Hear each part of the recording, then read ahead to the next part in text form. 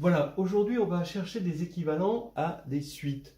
Alors d'abord le cas, on va dire le mieux balisé, grâce aux théorèmes qu'on a en analyse, et puis qui sont très bien enseignés dans les livres comme le Gourdon Analyse bien sûr. Alors regardez, bon d'abord le premier constat c'est que une suite c'est une série qui s'ignore, et donc l'étude de la suite UN va revenir à l'étude de la série UN plus 1 moins UN. Et donc on va passer sur des critères, hein, d'équivalence de séries. Alors, qu'est-ce qu'on va avoir? Partons de UN plus 1 moins UN équivalent quand n tend vers plus l'infini à A sur n puissance alpha, où alpha c'est un réel, et A on va le prendre strictement positif. Bon, s'il est strictement négatif, on peut remplacer UN par moins UN et ça revient au même, et le tout c'est qu'il soit pas nul, hein. Mais bon, on va le supposer dans la suite strictement positif. Alors vous allez avoir trois cas: alpha strictement plus petit que 1, alpha égale 1, et alpha strictement supérieur à 1. Et bon, si les strictement inférieur à 1, eh bien, on a le critère de Riemann qui va dire que cette série-là diverge, donc cette série va diverger, et qu'il va y avoir équivalence, hein, donc c'est un critère d'équivalence de série positive, entre les sommes partielles, hein.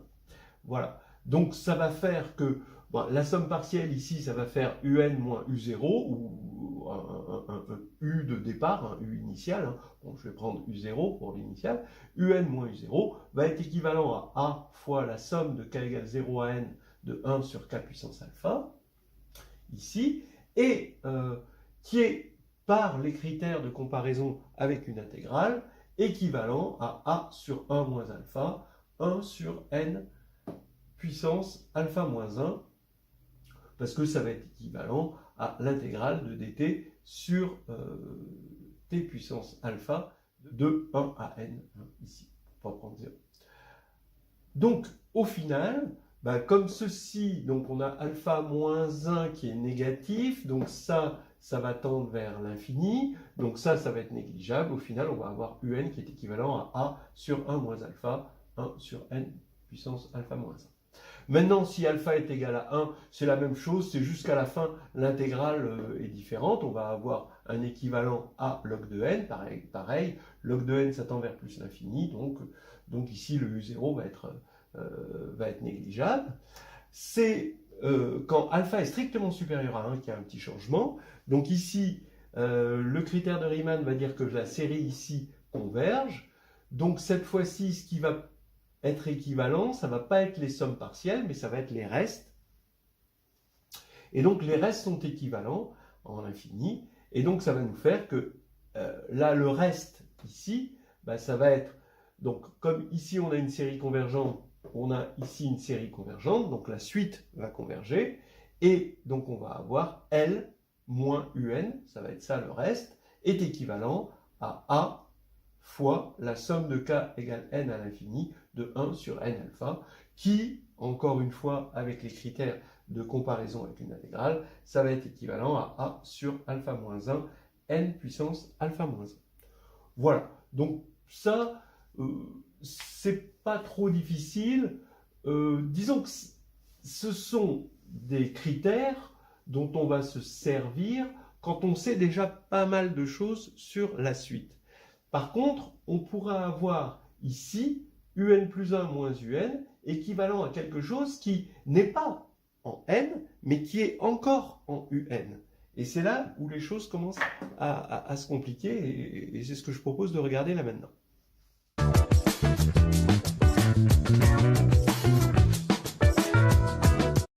Alors, le contexte du théorème, c'est que on a ici une équivalence de xn plus 1 moins xn, hein, où xn est une suite réelle, positive, strictement positive, équivalent à xn puissance k. Alors c'est ce qui arrive très souvent si la suite est donnée par une fonction récurrente, hein, et que 0 va être un point fixe, ou l'infini. 0 ou l'infini, serait un point fixe dans ce cas-là. Alors, qu'est-ce qu'on veut? On veut A différent de 0 évidemment, et K, on va demander qu'il soit différent de 1. Hein. On peut imaginer que en 0, il y a un développement limité, bon, et que ça nous donne quelque chose comme ça, et que f' de 0, si le point fixe il est en 0, que f' de 0 est égal à 1 ici, et qu'ensuite K, bon, bien sûr, sera plus grand que 1. Mais pour l'instant, on le suppose juste différent de 1, ici. Alors, il va y avoir deux cas, si A est strictement positif et si A strictement négatif. Et en fait, ces deux cas vont se renvoyer par un changement de variable, yn égale 1 sur xn, vous allez voir. Dans le premier cas, xn est croissante, ce qui est une évidence, à partir d'un certain rang évidemment, elle tend vers plus l'infini, et k forcément doit être strictement plus petit que 1. Il aurait pu être égal à 1, mais on l'a supposé dans l'hypothèse qu'il n'était pas égal à 1. Voilà. Et au final, on a la formule importante, xn est équivalent à lambda à n puissance 1 moins lambda, où lambda a été choisi égal à 1 moins k.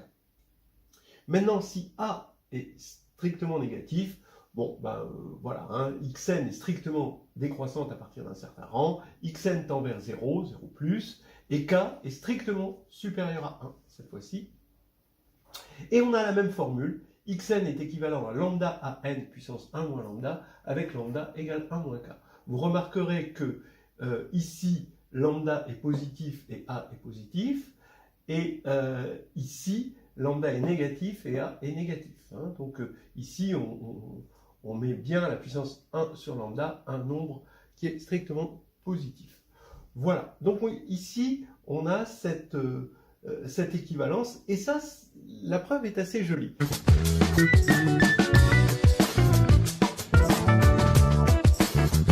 Alors voilà déjà le début de la preuve. Donc ce que je vous dis, c'est que ça et ça va être facilement équivalent, on va le voir. Hein.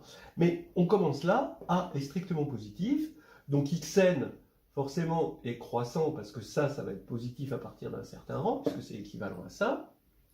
Xn, donc comme c'est croissant, ben, ça tend vers un certain L, où L c'est soit un réel, soit l'infini. Si L était un réel, par l'absurde, ben, on aurait L moins L, donc ici A puissance LK tendrait vers 0, L moins L, donc L serait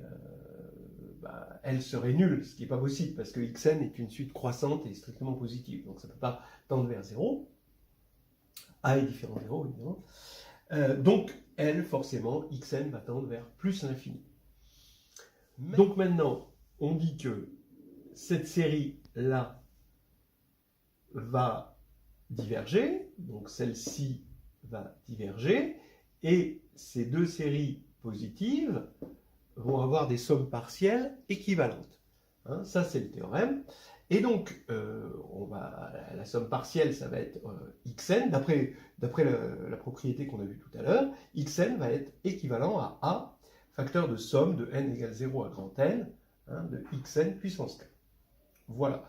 Alors maintenant, on voit bien que k est forcément strictement plus petit que 1, parce que s'il était strictement plus grand, on divise des deux côtés par x puissance n, ce qu'on a le droit de faire, grand N, et là, on a un terme en x indice grand N puissance k-1, donc ça tend vers plus l'infini, et à gauche, on a 1. Donc ça, c'est impossible, hein, avec des séries positives. Donc, voilà déjà les premières choses. Maintenant, il n'y a plus qu'à montrer ça. Vous allez voir, c'est quand même assez astucieux, parce que vous voyez, on peut se demander comment on va pouvoir gérer le fait qu'on a des renseignements sur la suite xn, non pas en fonction de n, mais en fonction de xn elle-même. Donc il y a un serpent qui se mord la queue, et ça pose un problème. Ok, on va voir ça tout de suite. Donc là maintenant, on rentre dans le cœur de la preuve. On avait donc xn plus 1 moins xn équivalent à a xn puissance k. Xn, on a vu que ça tendait vers plus l'infini, k il est forcément strictement inférieur à 1, et a il est strictement positif. Alors maintenant, on va devoir faire avec ça. Le problème, je vous l'ai dit, c'est que la suite vous donne des renseignements si vous connaissez la suite. Et ça, c'est un serpent qui se mord la queue et on a envie de se débarrasser de ce serpent. Regardez, xn plus 1, c'est xn, plus a xn puissance k, plus petit o de xn puissance k. Donc ça, c'est exactement ce que dit ceci. Hein. Bon, voilà. Donc je mets xn en facteur, ici, voilà, donc je vais avoir 1, plus a xn puissance k-1, plus petit o de xn k-1. Maintenant, l'idée, c'est regarder comment je vais me débarrasser finalement de ça. Parce que c'est lui le problème, hein, on a vu que c'est lui le problème. Je vais mettre à la puissance lambda, où lambda pour l'instant c'est un réel quelconque. Encore à déterminer. Donc j'ai xn plus 1 puissance lambda égale xn puissance lambda, facteur de 1 plus a, tout ça, le tout puissance lambda. Mais maintenant on remarque que xn puissance k-1 tend vers 0, puisque xn tend vers l'infini et que k est strictement inférieur à 1. Donc, là je vais pouvoir appliquer un développement limité. J'ai xn plus 1 puissance lambda, xn puissance lambda, et là j'ai 1 plus lambda a xn k-1 plus un petit o de xn k-1. Voilà. Et maintenant, je redistribue ça et je réinterprète en termes d'équivalence. J'ai xn plus 1 puissance lambda moins xn lambda ici, et qui va être équivalent à lambda a xn puissance lambda plus k-1. Voilà. Donc maintenant, la question est comment se débarrasser de xn? Et bien simplement en prenant lambda de sorte à ce que ceci soit nul. Comme ça, on a 1 et il n'y a plus xn. Voilà, tout simplement. Donc là, c'est quand même pas mal. Lambda, donc je pose lambda égale 1 moins k. Et j'ai xn plus 1 puissance lambda moins xn puissance lambda qui va être équivalent à lambda a. Lambda, vous remarquerez qu'il est strictement positif parce que k est strictement inférieur à 1. Et donc xn lambda va être... donc xn lambda tend vers plus l'infini. Hein. Donc ici, on peut appliquer hein, le théorème des sommes partielles des séries. Donc la série ici, la somme partielle va être équivalente à la somme partielle ici. C'est une espèce de Césaro, si vous voulez. Hein. Donc ici, vous avez xn puissance lambda qui est équivalent à lambda a n. Et donc, bon, il est facile de voir avec ces équivalences que xn est équivalent à lambda a n puissance 1 sur lambda avec lambda strictement positif qui est égal à 1 moins k. Maintenant, on va regarder l'autre cas qui va s'en déduire immédiatement. Alors maintenant, passons à ce cas-là. Xn plus 1 moins xn est équivalent à a xn puissance k, toujours k différent de 1, par hypothèse, et a strictement négatif. Hein. Xn est toujours une suite strictement positive. Alors vous voyez bien que comme a est négatif, ça c'est négatif, donc ça c'est négatif, xn est décroissante à partir d'un certain rang, et comme elle est strictement positive et décroissante, elle va tendre vers un certain L. Maintenant on voit bien que 0 est égal à a L k en passant à la limite, puisque on va avoir ici une limite nulle, hein, L moins L, et là une limite a L puissance k. Donc ça force finalement L à être égal à 0. Hein. Et entre parenthèses, k doit être non nul, finalement, hein, à cause de ça, et il est obligé d'être strictement positif. Voilà, donc, mais en tout cas, on a L égale 0. Alors maintenant, à partir du moment où la limite existe, hein, bon, elle est nulle, mais bon, déjà elle existe, ça veut dire que cette série converge, avec cette série qui va converger aussi, et on a équivalence, attention, pas des sommes partielles, mais des restes. Donc ici, le reste, ça va être 0 moins xn, quand on par élimination terme à terme, qui va être équivalent à a, somme de petit n allant de grand N à plus l'infini, de xn puissance k. Maintenant, on fait comme, bon, c'est la même chose, le même argument, hein, on divise par x grand N, à gauche et à droite, et on va avoir comme premier terme ici x grand N, fois a bien sûr, mais x grand N puissance k sur x grand N. Et là, ça ne peut pas tendre vers plus l'infini. Pourquoi? Parce que si ça tendait vers plus l'infini, cette partie-là, elle tendrait forcément, quand on divise par x puissance grand N, hein, vers plus l'infini. Donc celle-ci tendrait vers moins l'infini. Et là, si on divise par xn, eh ben, on obtient moins 1. Donc l'infini et moins 1 ne peuvent pas être équivalents. Hein. Voilà, donc ceci ne peut pas tendre vers l'infini, ce qui veut dire, comme xn tend vers 0, ça veut dire que k est forcé d'être strictement supérieur à 1. Voilà. Maintenant, alors, il aurait pu être égal à 1, mais c'est juste par hypothèse qu'on a décidé qu'il ne l'était pas. Alors maintenant, on a xn plus 1 sur xn moins 1, donc je divise par xn ici, qui est équivalent à xn k moins 1, ce qui veut dire que xn plus 1 sur xn moins 1 tend vers 0, puisque k est strictement supérieur à 1. Donc xn plus 1 est équivalent à xn. Alors c'est maintenant qu'on va poser yn égale 1 sur xn, donc c'est une suite bien définie, et là, la récurrence équivalente, ça va être 1 sur yn plus 1 moins 1 sur yn est équivalent à yn puissance moins k. Donc là, je multiplie par moins 1 des deux côtés, j'ai yn plus 1 moins yn sur yn plus 1 yn, donc là je réduis au même dénominateur et je multiplie par moins 1, et là à droite j'ai moins a yn puissance moins k.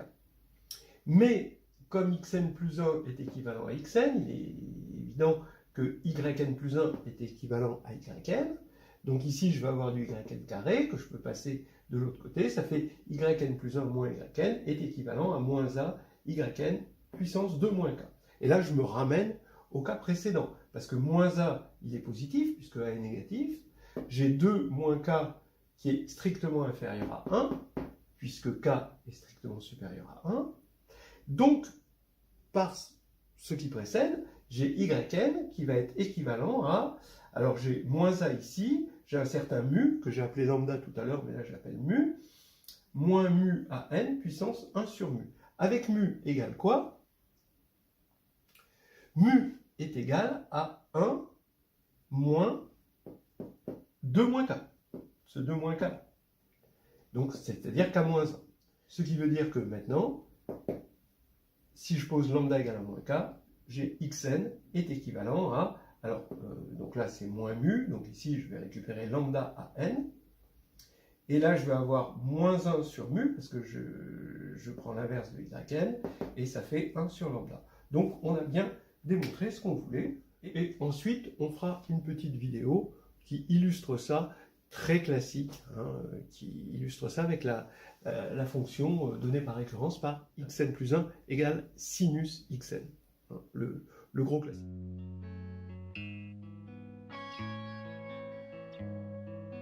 Alors, un grand classique aujourd'hui, hein, c'est la suite un plus 1 égale sinus de un avec u0 compris strictement entre 0 et pi sur 2. Voilà, alors l'intérêt, hein, c'est qu'il va y avoir un point attractif, donc finalement une limite, mais qui n'était pas gagné d'avance. Il devait savoir que si la dérivée au point fixe est de valeur absolue strictement plus petite que 1, eh bien vous allez avoir une suite de type à vitesse de convergence géométrique. Si c'est 0, alors là vous pouvez avoir carrément au moins du quadratique. Hein, voilà. Donc ça, c'est bon, là c'est déjà gagné d'avance. Alors que là, ça ne l'est pas. Alors, regardez ce qui se passe. On trace la première bisectrice ici. On a un point fixe 0, 0. Et quand on trace la première bisectrice, on se rend compte que la tangente coïncide avec la première bisectrice. Alors, c'est la première bisectrice qui nous permet de dessiner la suite. Donc, c'est ça qui fait l'intérêt quand même de ce type de suite. Alors, allons-y, par récurrence, un va rester entre 0 et pi sur 2. Pourquoi? Parce que, regardez, vous le faites pour 0, sinus de u0, ça va être positif, forcément, et ça va être plus petit que 1, donc plus petit que pi sur 2, parce que 1, c'est plus petit que pi sur 2. Ça ne s'invente pas, c'est comme ça. Alors, maintenant, et puis ensuite, ainsi de suite, par récurrence, donc la suite va rester là-dedans. Maintenant, on sait qu'elle est positive, hein, ça c'est important, et on sait que quand x est positif, sinus x est strictement inférieur à x. Alors on le voit, ou alors on peut assez facilement le démontrer avec une étude de fonction. Donc on a une suite, on va avoir, et on sait que quand on a ceci sur le domaine, eh bien, sur le domaine de la suite, alors la suite va être forcément décroissante, et elle est positive, donc finalement, elle va forcément converger. Elle va converger vers le seul point fixe qui est 0. Voilà. Alors, maintenant, c'est là où rentre en scène le fait que la dérivée en 0 est égale au cosinus 0, donc à 1, et donc qu'il est intéressant d'étudier un plus 1 moins un, qui va en fait coïncider avec les termes d'après, dans la décomposition de Taylor, de f de un dans un voisinage de 0. Donc f de un moins un, f c'est sinus, f de un moins un, c'est équivalent à moins un au cube sur 6, parce qu'on est en 0 et que n est assez grand, donc oui, quand n est plutôt vers l'infini ou un en 0. Et là maintenant, on retrouve des choses qu'on avait vues dans les vidéos précédentes, mais on ne va pas s'en servir. On va juste se rappeler des vidéos précédentes à la fin, mais c'est tout. Regardez, ici on a du A, UN, puissance K. Donc l'accroissement de la suite est équivalent à quelque chose en la suite elle-même. Alors ça, c'est un cas intéressant qu'on a étudié. On a étudié toutes les possibilités, à part la possibilité K égale 1, dans une vidéo précédente. Et on sait que l'idée, c'est de prendre K moins 1, donc 2, de prendre son opposé, donc moins 2, et de faire la différence, un plus 1, moins 2, moins un puissance moins 2. Voilà. Alors, un plus 1, d'accord, regardez, un plus 1, je mets un en facteur, ça fait 1 moins un carré sur 6 plus O de un carré. Ça, pas de problème, c'est le développement limité du sinus, parce que un plus 1, c'est sinus un. Maintenant, je vais mettre un moins 2. Donc ça veut dire qu'ici, je mets moins 2. Ici, je mets moins 2. Et là, j'ai toujours mon moins un puissance moins 1. Donc là, pourquoi on a pris ce moins 2 ? Parce qu'on a vu dans une vidéo précédente que forcément, ce moins 2, il va annuler ici. Et c'est le truc génial ici, vraiment le truc excellent, c'est de faire disparaître ce qui était là. Voilà. Et donc, on n'a plus la suite en fonction de la suite, et on va avoir la suite en fonction de n. Ça, gros miracle. Ouais. Et maintenant, on développe. Ça fait un puissance moins 2, moins 1 sixième, c'est là où le truc disparaît, plus un O de 1. Donc ça va faire 1 tiers plus O de 1, et le un moins 2, c'est simplifié ici. Donc maintenant, on va avoir une suite comme ceci, qui tend vers 1 tiers. Donc on peut la voir, on peut regarder maintenant la série. Donc la série ici, elle est équivalente à une série positive qui diverge. Donc les sommes partielles sont équivalentes. Et les sommes partielles, on sait qu'on va avoir un puissance moins 2 est équivalent à n sur 3. Voilà, ça c'est les sommes partielles. Évidemment, j'ai oublié de prendre moins u0 puissance moins 2, mais le moins u0 puissance moins 2, il est négligeable vis-à-vis de ça, donc il disparaît là-dedans. On va avoir, à partir de là, un est équivalent à racine de 3 sur n. Ce qui, attention, n'est pas génial. Il faut itérer, vous vous rendez compte, 100 fois. 100 fois. C'est pas une convergence rapide. On est en Suisse, là.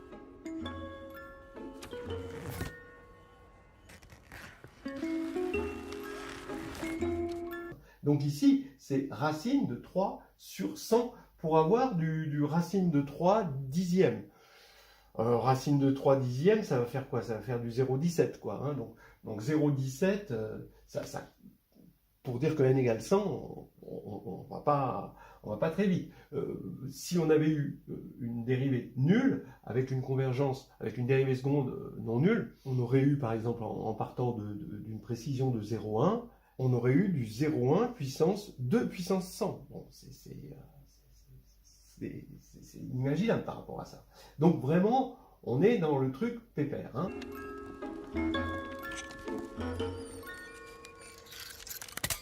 Vous pouvez voir aussi que si on avait pris ici une fonction avec ici un carré,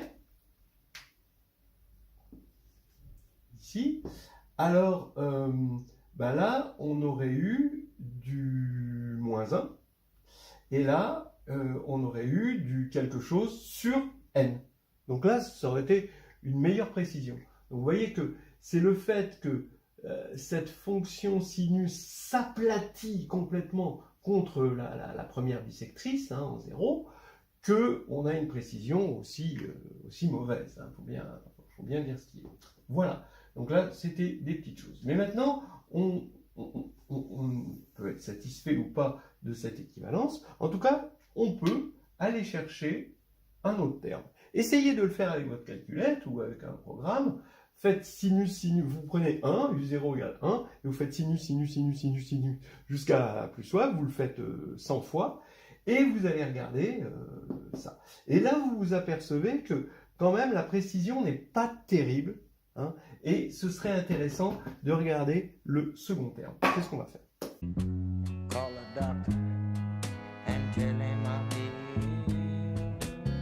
Ok, donc là, on va chercher le deuxième terme dans le développement asymptotique de la suite UN, qui est définie par UN plus 1 égale sinus UN, et U0 entre 0 et pi sur 2. Alors on a vu que UN était équivalent à racine de 3 sur n, ce qui converge effectivement vers 0, mais très très lentement, et on a vu que UN plus 1 puissance moins 2 moins UN puissance moins 2 tendait vers 1 tiers. Donc il est temps de regarder vers quel serait un équivalent, hein, de la différence ici. Et bien là, qu'est-ce qu'on fait? On va prendre UN plus 1, on le développe, vous allez avoir UN, donc si on prend juste UN plus 1, hein, c'est UN facteur de 1 moins UN carré plus UN puissance 4 sur 120, donc là factoriel 3, là factoriel 5, plus O de UN4, on a mis UN en facteur, et maintenant on met le moins 2, le moins 2, le moins 2 ici, et on soustrait UN-2 moins 1 tiers ici. Donc on va avoir évidemment ici une élimination, le terme d'après encore une élimination, avec le terme d'après dans le développement. Je rappelle que UN tend vers 0, voilà. Et maintenant, quel terme on va avoir là-dedans? Eh bien, on a ce terme en UN2, d'accord, là-dedans, hein, je regarde juste le développement de ça puissance moins 2. On a ce UN puissance 2, bon, ça y est, hein, on l'a trouvé, c'était, on a trouvé 1 tiers, et le terme suivant, ça va être en UN4. Et il va provenir de moins 2 sur 120, donc d'un terme de degré 1 dans le développement de ça, et d'un terme de degré 2, ici, dans le développement de ça. Alors le terme de degré 2, ici, alors donc on va avoir le moins 2 sur 120, ici, et on va avoir, le terme d'après, c'est moins 2 fois moins 3 sur 2. Hein, c'est exactement comme dans le binôme de Newton. Moins 2 fois moins 3 sur 2, et on va avoir fois, ici, quand on a élevé ça au carré, donc là-dedans, on élève ça au carré, ça fait 36. Voilà. Bon, alors il nous restera UN du UN4, et quand on multiplie par UN-2, il va rester UN2, et tout le reste disparaît, puis ça va être plus O de UN2. Donc on fait un petit calcul, et on voit que ça va être équivalent à 1/15 de UN carré.